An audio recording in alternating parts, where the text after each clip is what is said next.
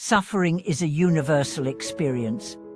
At some point in our lives, we all face moments of pain, whether it's physical pain from injury or illness, the grief of losing a loved one, the emptiness of loneliness, or the discomfort that comes with change or uncertainty.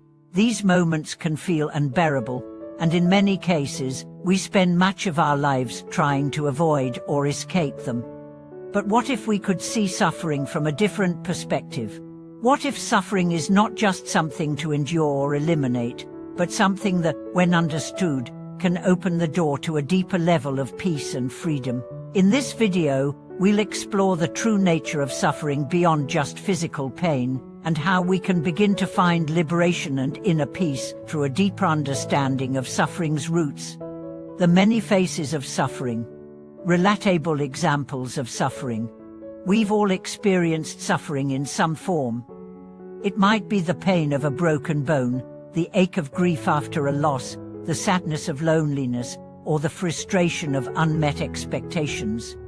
These are examples of suffering that we can all relate to, and they are just the surface-level experiences. Physical pain is perhaps the most obvious form of suffering, but it's far from the only kind.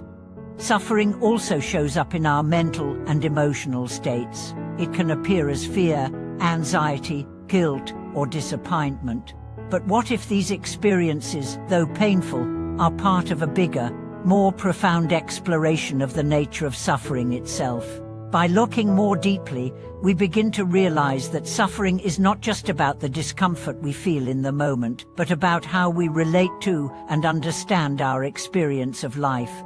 Suffering as a universal human experience.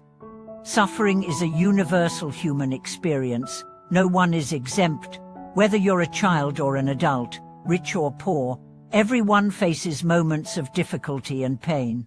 It's important to recognize that suffering isn't a sign of weakness or failure. It is an inevitable part of the human condition. Embracing this fact can help us stop resisting suffering and begin to approach it with understanding and compassion. When we begin to see suffering as a shared experience, we realize that it connects us to others.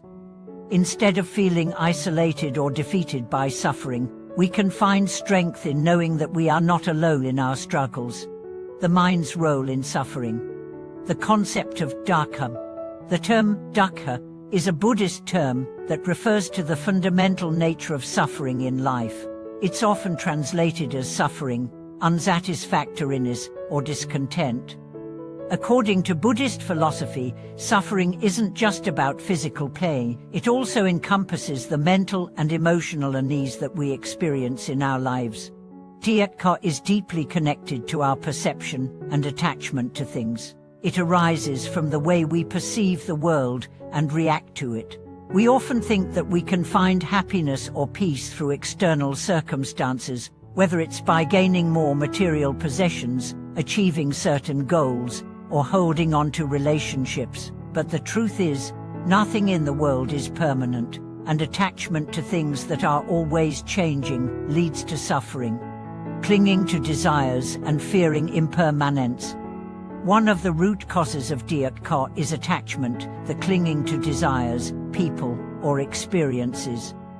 When we attach ourselves to something, we expect it to bring us lasting happiness or satisfaction. However, everything is impermanent, and nothing stays the same forever.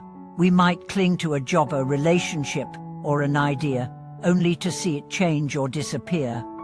This attachment creates a constant sense of dissatisfaction because we are always expecting something external to fulfill us. Similarly, resisting change, fearing that things will shift or that we'll lose something, can cause immense suffering. We create unnecessary pain by trying to control the uncontrollable and by fighting against the natural flow of life. The Four Noble Truths, understanding the cycle of suffering. The first noble truth, the reality of suffering. The first teaching of the Buddha is the reality of suffering. The Buddha didn't shy away from acknowledging that life includes suffering, pain, loss, disappointment, and frustration. But rather than seeing this as something to avoid or deny, the Buddha invited us to face it directly, and understand its causes. The first noble truth encourages us to accept suffering as part of the human condition. Acknowledging it is the first step toward breaking free from it. By recognizing that suffering is inherent in life, we free ourselves from the expectation that life should be without pain. This acceptance allows us to stop resisting and begin the process of transformation. The second noble truth with the origin of suffering, attachment and craving. The second noble truth addresses the origin of suffering, attachment and craving. We suffer because we desire things that are impermanent, and we fear losing what we have. Our attachment to ideas, possessions, relationships, and even our own identities creates suffering. We desire things to remain as they are, and when they inevitably change or disappear, we experience dispeleevil. To break the cycle of suffering, the Buddha teaches us that we must recognize these attachments and cravings and let go of them. This doesn't mean we become indifferent to the world, it means we stop clinging to things as though they will bring us lasting happiness. The third noble truth, the cessation of suffering. The third noble truth offers hope. Suffering can be ended. It's possible to free ourselves from the cycle of craving and attachment. By letting go of our attachment to impermanent things, we can experience greater peace and satisfaction. This cessation of suffering doesn't mean that we will never experience pain again, but it means we will stop reacting to pain with suffering.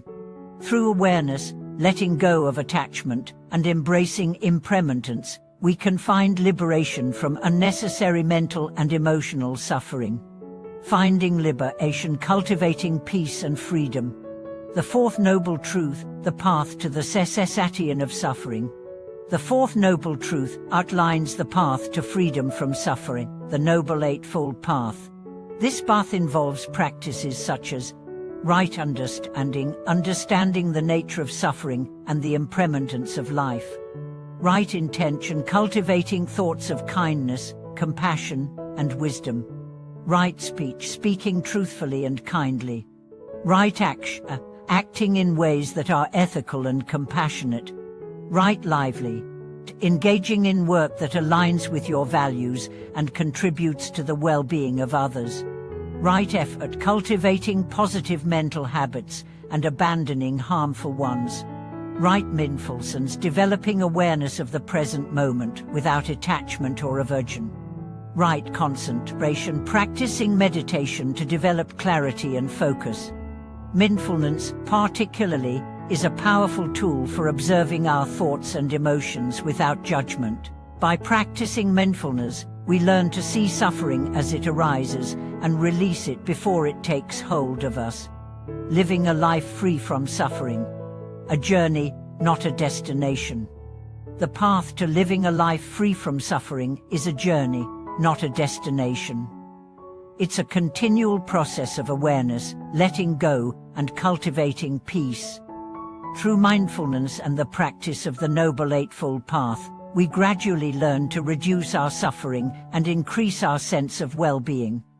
While complete freedom from suffering may seem impossible, living with awareness and compassion allows us to experience life more fully, with less attachment to pain and more connection to peace. Stories of peace through practice. There are countless stories of individuals who have found peace through these practices. People who have faced tremendous hardship, whether through illness, loss, or personal struggle, have found liberation through mindfulness, meditation, and the understanding of impermanence. By embracing the reality of suffering, they have been able to transcend it and live with a sense of inner peace and acceptance. A call to action: begin your own journey. I invite you to begin your journey of self-discovery and freedom today. Start by acknowledging the suffering in your life, whether it's physical pain, emotional wounds, or mental stress. Embrace it and begin to explore the roots of your suffering. Take small steps toward letting go of attachments and cravings, and practice mindfulness to help you observe your thoughts and emotions without judgment. Remember, this is a journey, a practice that requires patience, compassion, and self-awareness.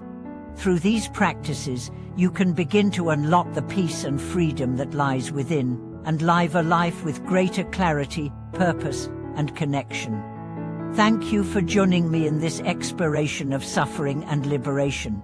May you find peace on your journey and embrace the wisdom of the Buddha in your own life.